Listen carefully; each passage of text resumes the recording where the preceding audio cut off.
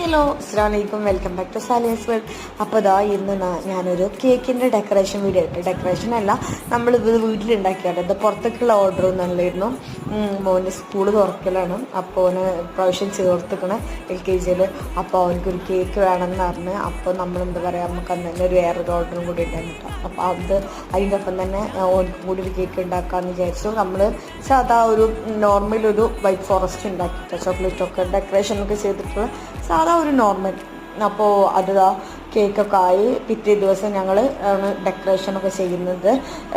പിന്നെ ഇത് paper paint ആട്ടോ, നമ്മൾ എഡിബിളൊന്നുമല്ല, ഇത് സാധാ പേപ്പർ പെയിൻ്റാണ് എടുത്തത്. പിന്നെ ആ ഒരു എനിക്ക് വേണ്ടിയിട്ട് ജസ്റ്റ് ഒന്ന് മുറിക്കാമെന്നുള്ളതില്ല കേട്ടോ.